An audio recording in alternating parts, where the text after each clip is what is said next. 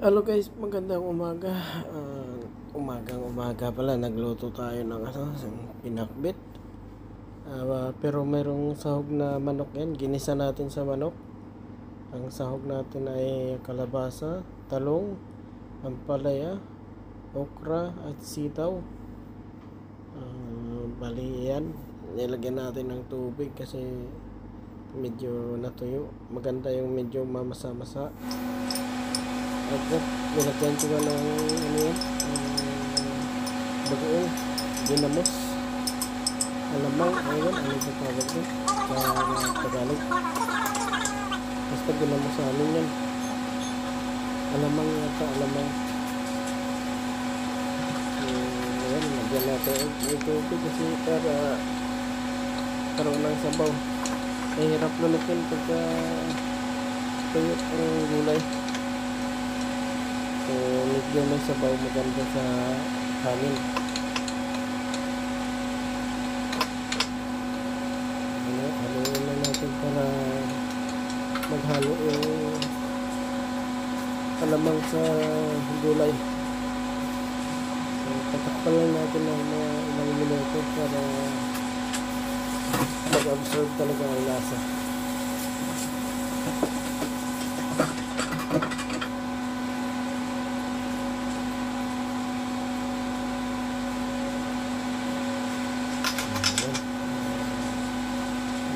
Ulit para suwabe ang ating pagkain mamaya.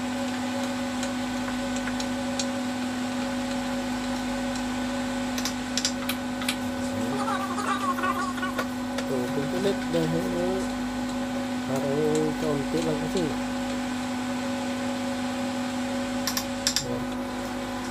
Ito na yung gulay. Guys, sorry na maliligo kasi ako. So, pinatay ko na siya. At that time na naligo na tayo. Ayan. Kakain na tayo guys. Ayan.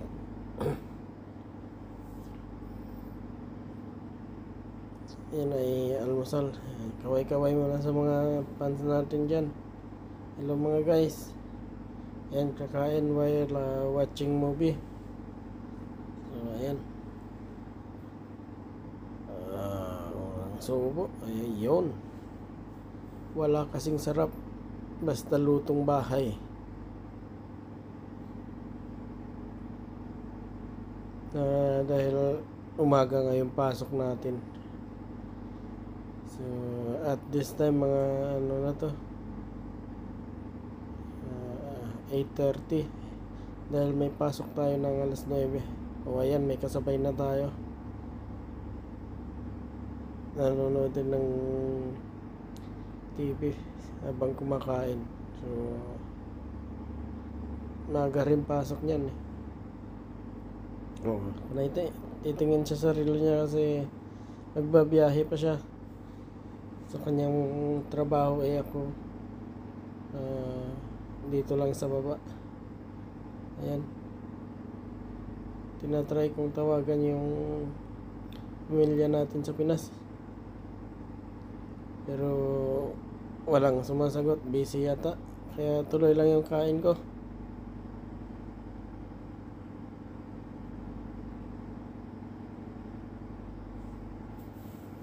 Ayan guys, dito nagsisimula ang aking araw. Magluto sa umaga, maligo, kumain. Ganito ang buhay ng isang OFW. Sariling sikap. Ayan, dahil mautak tayo. Yung tissue na wala ng laman, ayan, dyan natin lagay yung mga buto-buto ng manok para diretso tapo na rin.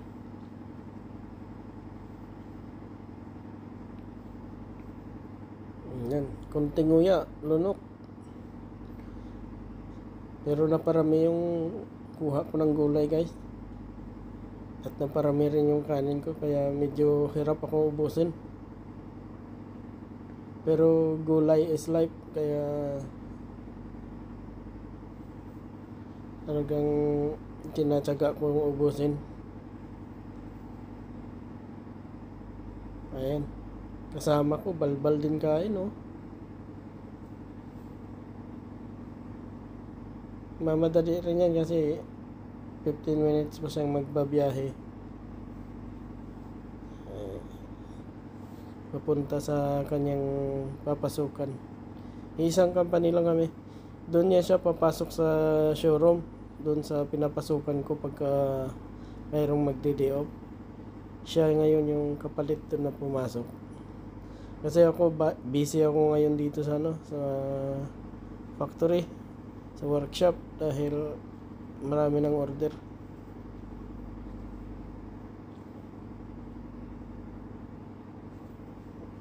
Ayan, tuloy-tuloy lang yung kain ko.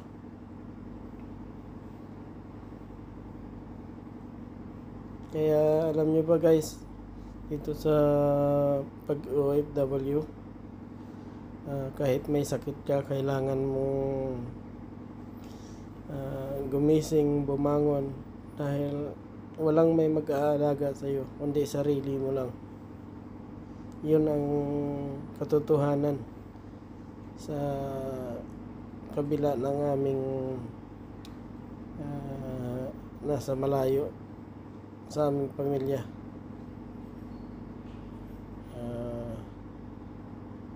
Ayan ang aming sitwasyon.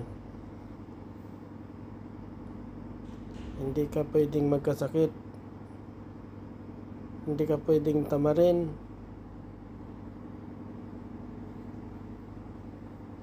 kailangan mong gumising sa ayaw at gusto mo, dahil ang alarm ay gumigising sa iyo. Ayan guys, talagang halatang hirap kung ubusin yung kinuha ko na kanin.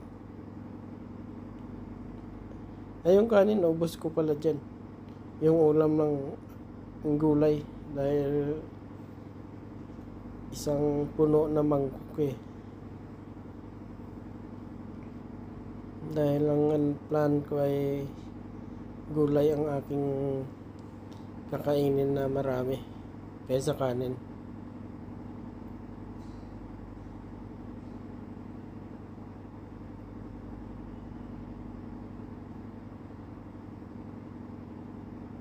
Ayun, yung kasama ko, bumatsi na yun. Dahil nag-book na ng taxi yun.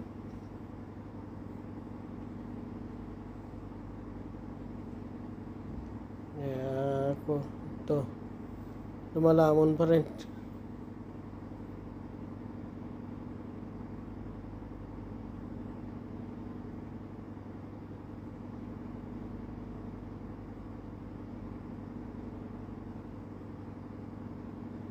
Alam niyo po guys, yung yung alamang nadala ko, isang taon na yun na nasa ref lang. Ayan, tapos na tayo, kaya kakain. Tapos na tayong kumain. Ayan, hugas plato, suot ng medyas, susuot na rin ng uniform.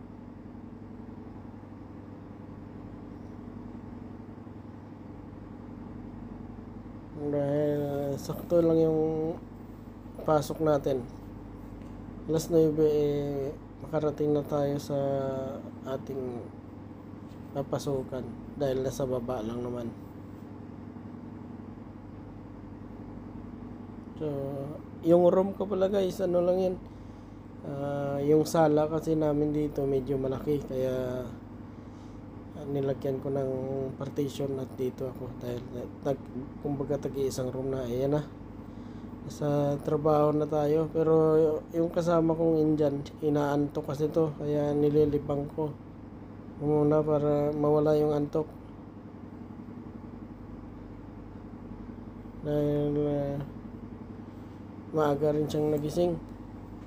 Nauna siyang pumasok sa akin. So, naghahanda na ako sa aking gagawin. Ayan nga guys, na bali yung trabaho natin ngayon, naglagay ng mga chocolate sa box. Ayan, nilatag ko na yung mga divider niya para paglagyan dahil may 150 order tayo na box na naglalaman ng 20 piraso na chocolate. So ayan, diyan natapos yung ating araw ngayon sa trabaho na to. Rotation ng ating buhay. Kaya maraming salamat guys. Thank you so much.